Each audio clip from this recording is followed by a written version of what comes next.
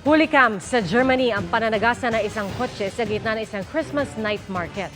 Dalawa ang patay, kabilang ang isang bata. Mahigit 6 na po naman ang sugatan at nagpapagaling sa ospital.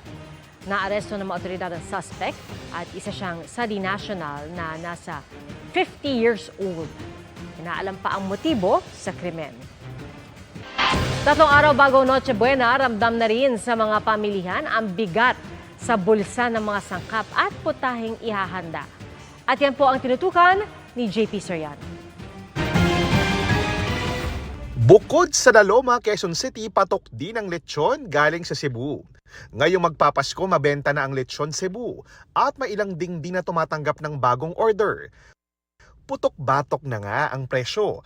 Ang pinakamura nasa 8,000 pesos. Mas mataas ng 1,000 pesos mula noong isang buwan.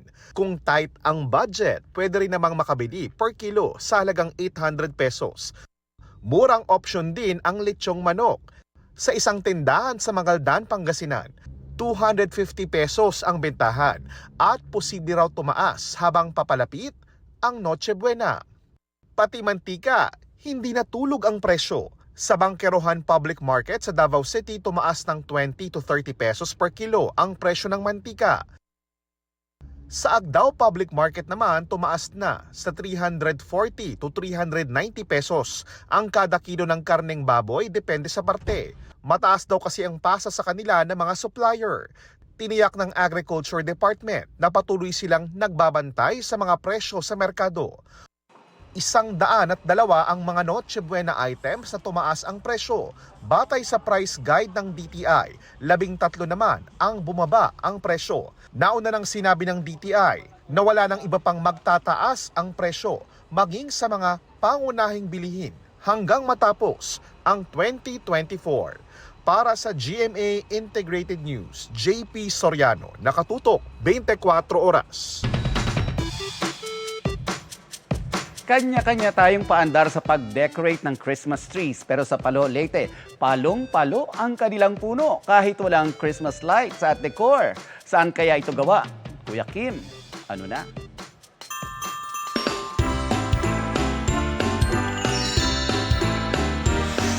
Kaninong mata ba naman ang hindi kukuti-kutitap kapag napas na ng Christmas tree na ito? Wala itong Christmas lights. Wala rin mga palamuti, pero aesthetic. Ito ang Christmas tree ng mga taga-Palo, Leyte. Ang naturang Christmas tree na pinagtulungan bukin ng lokal na pamahalaan ng Palo at ng isang team ng mga arkitekto, gawa lang sa mga pinutas at inilawang kawayan. Dahil sa kakaiba nitong konsepto, ang bamboo Christmas tree pinag-usapan online. Kuya Kim, kailan ba unang ginamit ang mga Christmas tree? Kuya Kim, ano na? Maraming pinag-ugatan ng tradisyon ng paggamit ng Christmas tree. Pero ang isa raw sa pinakaunang dokumentadong Christmas tree ay nakita sa Strasbourg. Nanuoy bahagi ng Germany pero may parte na ng France. Sa mga unang taon, mga evergreen tree tulad ng fir o pine ang ginagamit. At pinapalamutian nito ang kandila, prutas, nuts at iba pang dekorasyon. Ang mas modernong Christmas tree naman na pinalamutian ang mga ilaw sa halip na kandila na uso at lumaganap noong 19th century. Laging tandaan, importante ang may alam. Ito po si Kuya Kim at sagot ko kayo, 24 oras. 画面带你一起来看。Nagkagulo ang mga mambabatas sa Parliament sa Taiwan. Pinagpatong-patong ang mga upuan ng mga taga-oposisyon para iharang sa pintuan nang hindi makapasok ang mga kasapi ng ruling party o nananaig na partido. Nag-ugat ang tensyon dahil sa isinusulong na panukala ng oposisyon kaugnay sa pag-amyenda sa ilang probisyon sa saligang batas. Pero inalmahan ito ng ruling party dahil manganganib daw ang integridad ng konstitusyon. Tinambangan ng riding in tandem sa Zamboanga City ang sasakyan ng Provincial Election Supervisor ng Sulu. Ligtas ang election supervisor pero nasawi ang kanyang kapatid na tinamaan ng bala sa ulo. Galing po sa airport ang magkapatid at pauwi sana sa kanilang bahay nang mangyari ang pamamaril. Agad tumakas ang mga salarin. 8 basyo ng kalibre 45 ang nakuha sa crime scene. Kinundi na ni COMELEC Chairman George Garcia ang insidente at nanawagan ng agarang aksyon mula sa mga otoridad.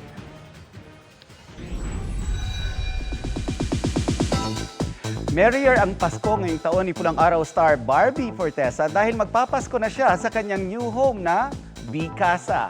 Sa IG nagpost ang aktres ng pictures kasama ang kanyang mga magulang sa kanilang bahay. Feature dito ang kanilang Christmas tree.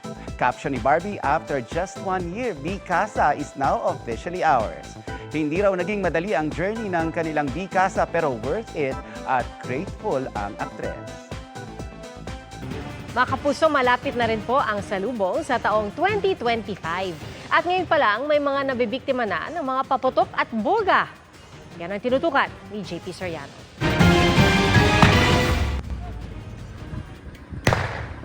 Tila walang takot ang mga bata sa Albay sa paggamit ng boga na naging instant paputok kahit delikado ito at ipinagbabawal ng Department of Health.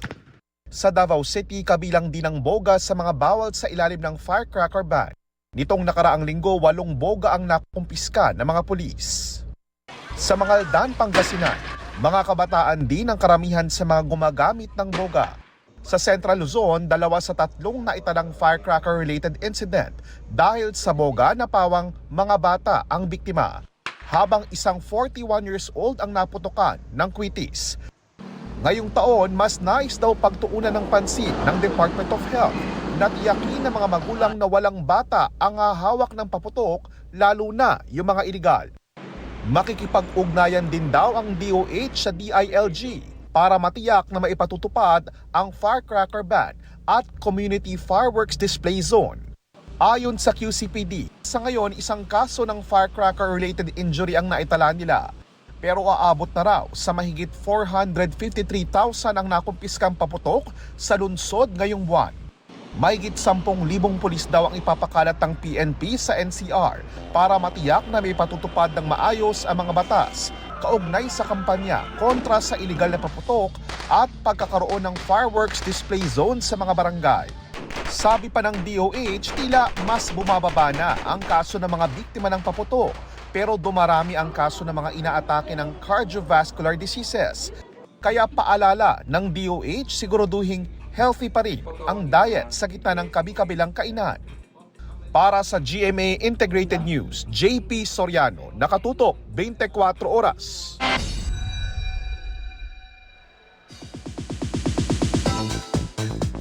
Hindi lang sa mismong pelikula, pati sa audience, ramdam na ramdam ang emosyong hatid ng GMA Pictures entry sa Metro Manila Film Festival, ang Green Bones. Makichika tayo kay Aubrey Carampel.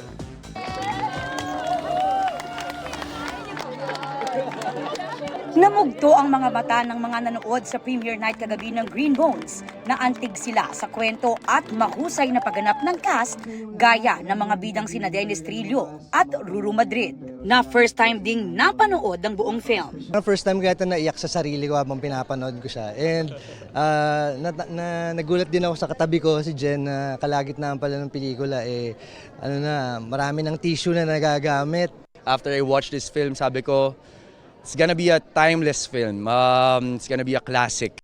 I'm just very grateful to be part of this project. Full support ang wife ni Dennis na si Jeneline Mercado at girlfriend ni Ruru na si Bianca Umali. Realization na lahat tayo may second chance at may kabutihan sa puso. Kalimutan ng lahat ng mga problema. Maiksi ang buhay. Magmahalan tayo. Ang hirap huminga habang pinapanood ko yung pelikula. And nang makita ko yung performance, yung balance nilang dalawa ni Kuya Dennis, yung work ni Direk Zig. Natutuwa sa magagandang feedback ang direktor nitong si MMFF 2023 Best Director Zig Dulay.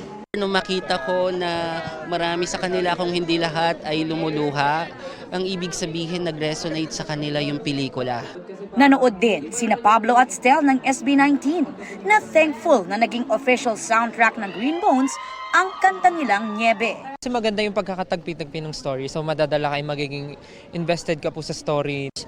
There's a different meaning para dun sa kanta namin, pero posible pala yun na tumugma yung lyrics niya kahit iba yung story na pinaportray. Sumuporta rin sa pelikula ang ilang Kapuso and Sparkle stars at Kapuso multi-awarded host and journalist Jessica Soho. Naroon din ang ilang Kapuso executives, kabilang sina Senior Vice President Annette Gozon Valdez at GMA Pictures Executive Vice President and GMA Public Affairs First Vice President Nessa Valdelion. Ngayong araw ang MMFF Parade of Stars, kung saan inabangan ang mga float ng kalahok sa MMFF. Kabilang ang sa Green Bones. Aubrey Carampel, updated sa showbiz happenings.